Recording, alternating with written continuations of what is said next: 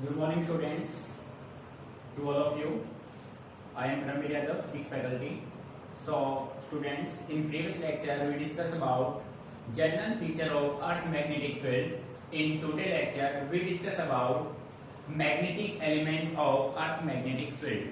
So, प्यारे बच्चों, सबसे पहले हम ये जानते हैं कि हमें magnetic element of earth magnetic field का रिक्वायरमेंट क्यों आया, क्यों हम अर्थ मैग्नेटिक फील्ड को कैलकुलेट कर रहे हैं।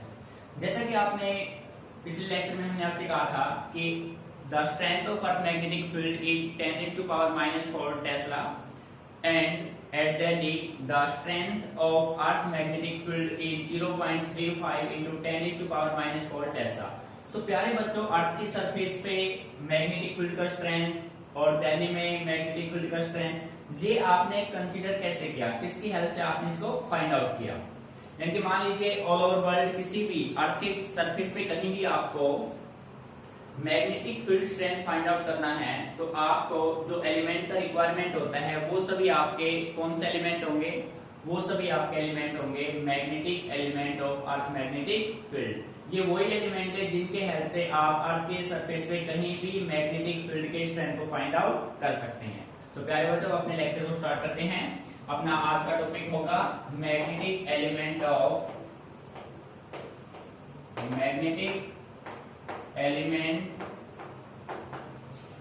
Elements of earth magnetic field.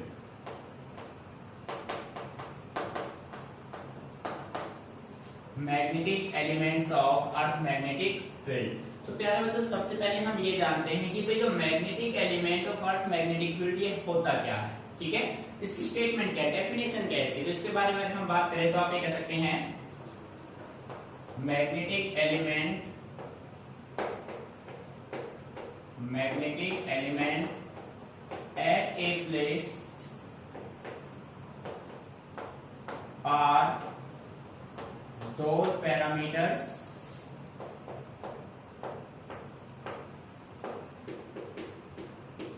which are required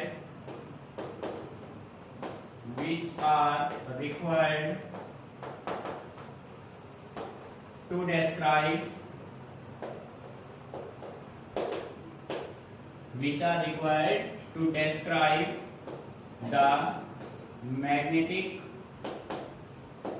field of Earth completely in magnitude and direction at that place। ठीक है, फॉर एग्जाम्पल आप ये देखते हो, फॉर एग्जाम्पल स्ट्रेंथ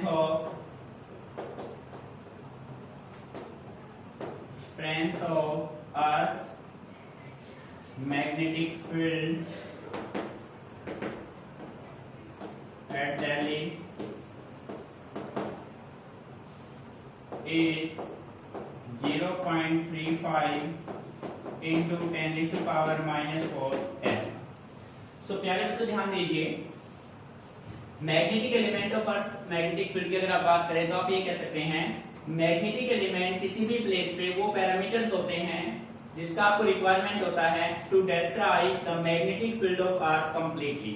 अर्थ के मैग्नेटिक फील्ड को कंप्लीटली डिस्क्राइब करने के लिए मींस मैग्नीट्यूड में और किसमें, डायरेक्शन में। यानी कि कंप्लीट उसका मैग्नीट्यूड आप बता दो, उसका डायरेक्शन पर्टिकुलर है क्या उसका सेंस है। ठीक है, सो उसके लिए आपको जिन एलिमेंट्स का रिक्वायरमेंट होता है वो आपके कौन से एलिमेंट होते हैं, magnetic element of earth magnetic field. Definition clear. So प्यारे बच्चों, इन्हीं एलिमेंट के हेल्प से हमने दिल्ली में अर्थ के मैग्नेटिक फील्ड का स्ट्रेंथ फाइंड आउट किया, तो आपके पास ये रिजल्ट आपको ऑब्टेन हुआ। ठीक है, बेसिकली अगर हम बात करें, we have 3 magnetic element of earth magnetic field. So आप ये कह सकते हैं there are 3 magnetic elements of Earth magnetic field। तो प्यारे बच्चों आपके पास 3 मैग्नेटिक एलिमेंट है अर्थ मैग्नेटिक फील्ड के, ठीक है। अभी 3 कौन कौन से हैं उनकी हम बात करते हैं। फर्स्ट वन आपका है angle of declination represented by symbol theta. Second, angle of inclination. और बेटे किसी का सेकंड नेम है और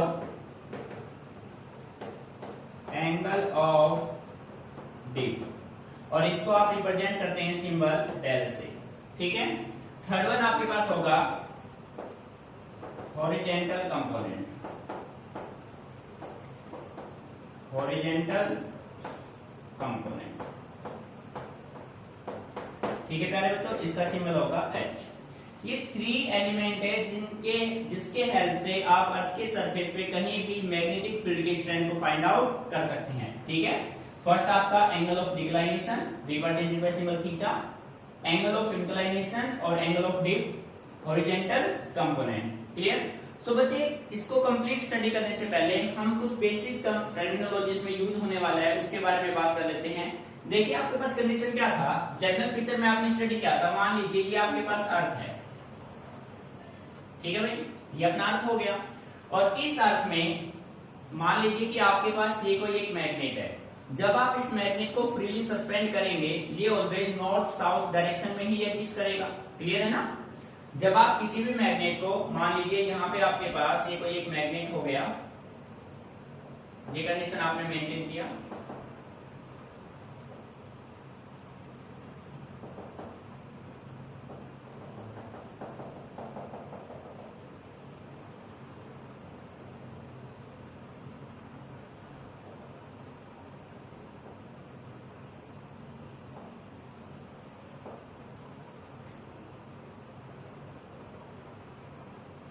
प्यारे बच्चों ये हो गया एक मैग्नेट, ठीक है।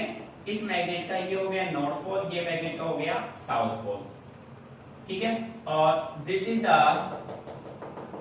जियोग्राफिक एक्सिस, ये कौन सा एक्सिस हो गया भाई, दिस इज जियोग्राफिक एक्सिस, ये आपके पास हो गया जियोग्राफिक एक्सिस।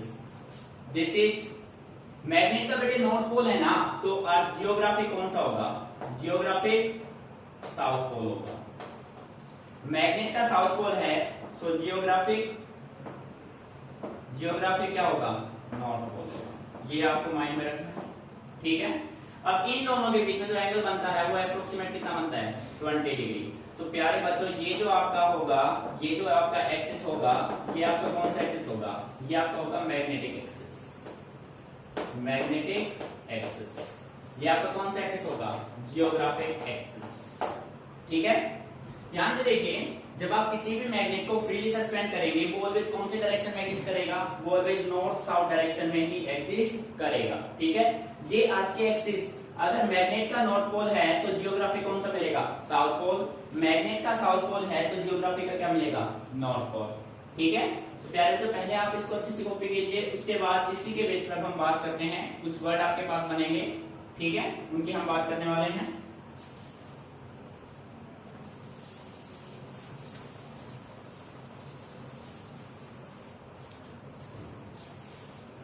प्यारे बच्चों जब आप किसी भी मैग्नेट को फ्रीली सस्पेंड करेंगे ना, तो आपके पास ये सिचुएशन बनेगा,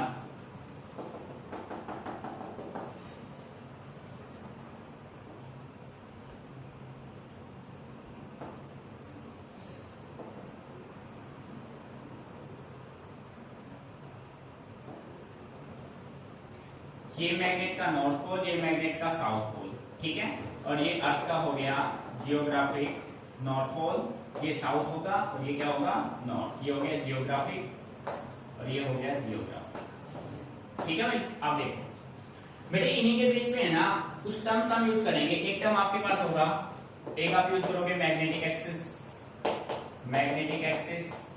सेकंड आप यूज करोगे geographic axis, geographic axis. Third one आपके पास होगा मैग्नेटिक मेरिडियन। फोर्थ वन आपके पास होगा magnetic geographic meridian. Geographic meridian. अब सबसे पहले हम इनकी बात करते हैं भाई, ये magnetic axis, geographic axis, magnetic meridian, geographic meridian होते क्या है, ठीक है, अच्छे समझना है, अपने एलिमेंट में आप इनका यूज करेंगे। ये देखिए बच्चों, ये आपका मैग्नेट का साउथ पोल, ये मैग्नेट का नॉर्थ पोल, जो लाइन इनको, जो स्ट्रेट लाइन इसको ज्वाइन करेगा ना दोनों एक्सिस को, नॉर्थ पोल और साउथ पोल को, the line joining the north pole and south pole of a magnet is said to be magnetic axis. Meaning clear? The straight line joining south pole and north pole of geographic, that is geographic axis. Geographic north pole, geographic south pole को जो line join करेगा वो कौन सा axis बनेगा? Geographic axis. Secondly बेटे, जो vertical plane पास करेगा मैग्नेट से, यानी कि मैग्नेटिक एक्सिस से, वो बनेगा मैग्नेटिक मेरिडियन।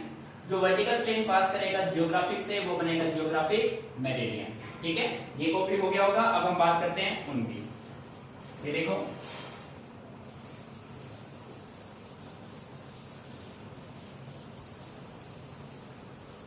फर्स्ट आपके पास है magnetic axis. Magnetic axis, the line joining the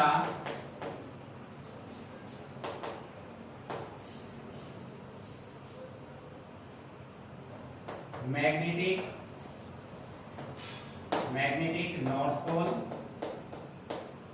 and south pole of a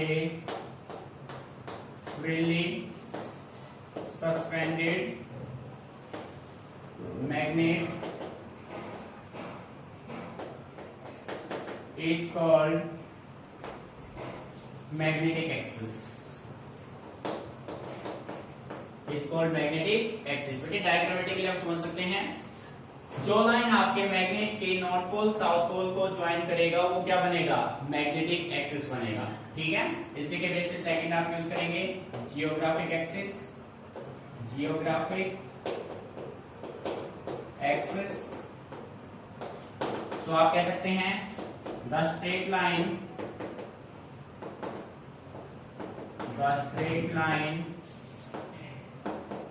joining the geographic north pole and geographic south pole is called geographic axis. ठीक है प्यारे बच्चों, बेटे ये आपके geographic north pole south pole हैं, ये magnet के नॉर्थ पोल और साउथ पोल है। अब इन्हीं के बेस पे तो कंप्लीट एक प्लेन की बात करेंगे ना, तो प्लेन एक्सिस से किसमें कन्वर्ट हो जाएगा? मेरिडियन में। सो थर्ड आपके पास यूज होगा मैग्नेटिक मेरिडियन। मैग्नेटिक मेरिडियन अच्छे समझना है इनको, एक्सिस और मेरिडियन में डिफरेंस क्या है। The vertical plane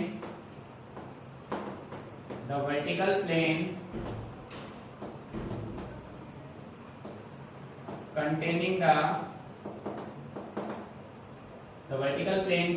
the magnetic axis is called magnetic meridian।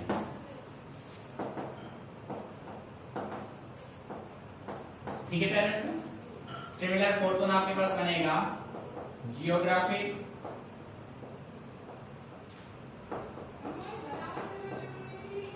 Meridian. ठीक है बेटे, इसके अगर हम बात करें तो हम कह सकते हैं the vertical plane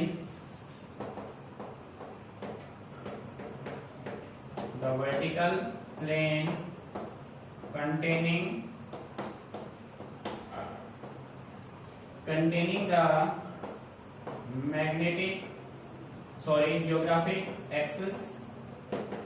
geographic axis is called geographic meridian। प्यारे बच्चे, में कंफ्यूज होने वाली कोई बात नहीं है। देखो सिंपल कंसेप्ट ये है, ये आपके पास एक फ्रीली सस्पेंड मैग्नेट हो गया, इस फ्रीली सस्पेंडेड मैग्नेट का ये नॉर्थ पोल, ये साउथ पोल, इन दोनों पोल को जब आप इस लाइन से मीट करेंगे ना, पोल का बन जाएगा एक्सिस। ये दोनों एक्सिस ही तो हैं। और कंप्लीट ही जो प्लेन होगा ना, ये जो कंप्लीट प्लेन होगा, वो कंप्लीट प्लेन आपका क्या बन जाएगा? मेरिडियन। ठीक है, ये दोनों आपके एक्सिस है भाई। ठीक है, सो अच्छे से डेफिनेशन को ऑब्जर्व कीजिए। अब इनका हम यूज करते हैं magnetic element of earth magnetic field में। Clear?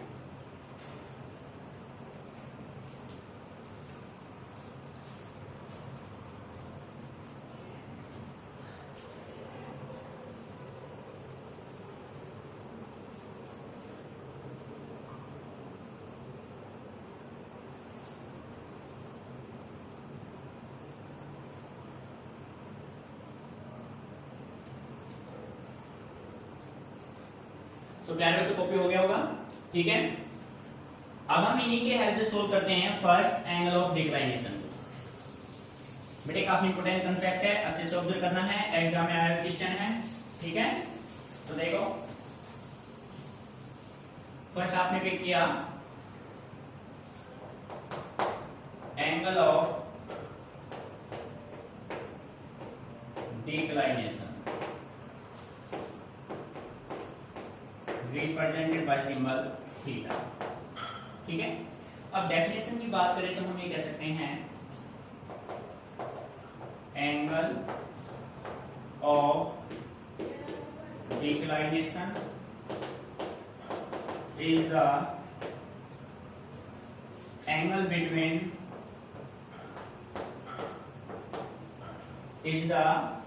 Between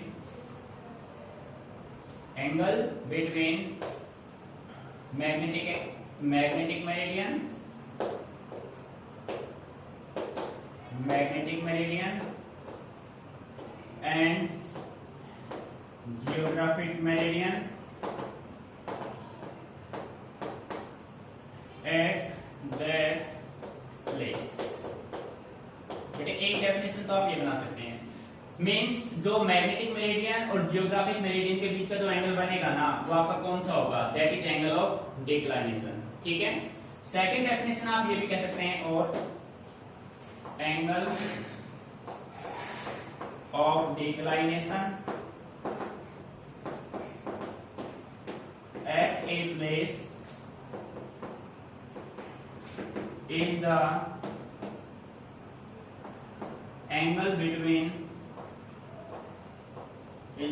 angle between magnetic axis and geographic axis at that place। ठीक है प्यारे बच्चों, देखो जिस प्लेस पे आप angle of declination find out करना चाह रहे हैं ना, तो उसका कंसेप्ट क्या होगा? ये जो डिक्लाइनेशन का जो एंगल आपका बनेगा, वो एंगल किसके बीच का बनेगा? मैग्नेटिक एक्सिस और जियोग्राफिक एक्सिस, या आप कह सकते हैं magnetic meridian and geographic meridian. बेटे दोनों में से कोई भी डेफिनेशन आप यहाँ पे यूज कर सकते हैं। ठीक है, अब इसको अच्छे समझते हैं भाई, ये है क्या? मैग्नेटिक मेरिडियन और मैग्नेटिक एक्सिस कैसे कंसिस्ट करेगा? डायग्रामेटिकली इसको लेते हैं। तो आपने ये कंसिडरेशन लिया, अच्छे से ऑब्जर्व करना है डायग्राम, क्योंकि geometry is the most important part of physics. आपने इस तरीके से ज्योमेट्री कंस्ट्रक्ट किया,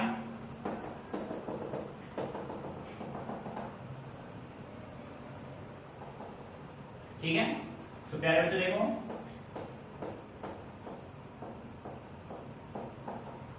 इसको आपने नाम दिया ए, ये पॉइंट ए हो गया, ये बी हो गया, ये सी हो गया, ये डी हो गया।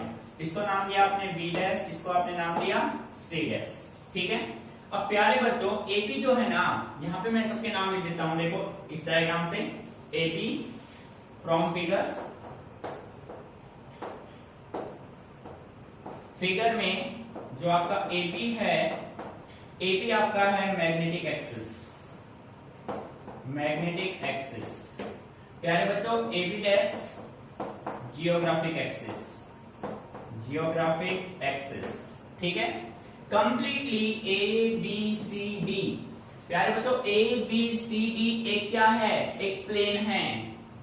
इसका मतलब ए बी सी डी क्या बनेगा? Magnetic meridian, magnetic meridian and A B dash C dash D, ये भी आपको एक प्लेन नजर आ रहा है, तो इसका मतलब ये कौन सा प्लेन है, A B dash C dash D is the geographic meridian. तो प्यारे बच्चों अच्छे से क्लियर हो गया। अब हमने डेफिनेशन में कहा है आपसे the angle of declination is the angle between magnetic meridian and geographic meridian. So आप ये देखो, ये आपका कौन सा मेरिडियन है, ये जो है आपका ये जियोग्राफिक हो जाएगा, आपके पास ये प्लेन हो गया पूरा, तो मैग्नेटिक एक्स ये हो गया जियोग्राफिक एक्सिस, जियोग्राफिक एक्सिस, और प्यारे बच्चों ये हो गया आपका मैग्नेटिक एक्सिस।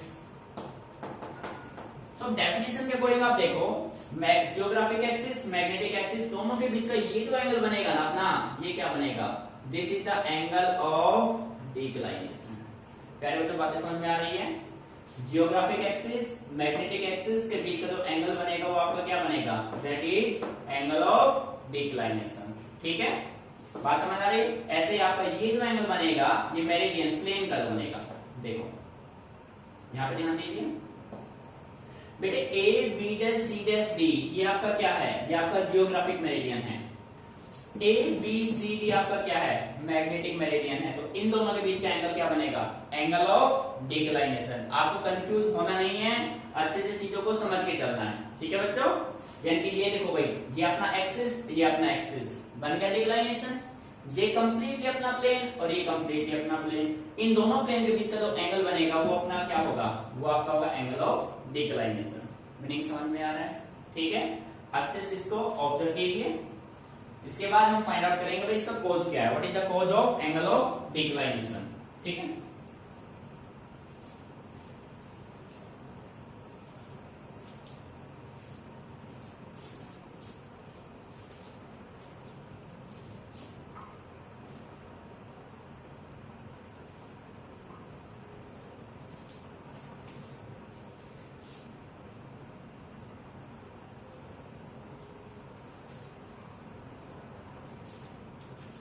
तो अब हम बात करते हैं cause of angle of declination की।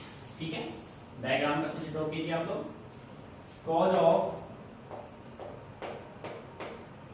एंगल ऑफ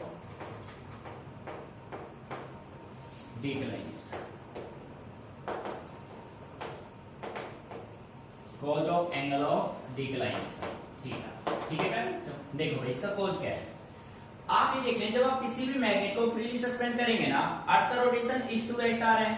ठीक है, तो जो अपना मैग्नेटिक एक्सिस है वो जियोग्राफिक एक्सिस के साथ कितना एंगल बनाता है, 20 डिग्री, और उसी की वजह से एंगल ऑफ डिक्लाइनेशन बनता है। ठीक है, तो आप ये कह सकते हैं कॉज में इट इज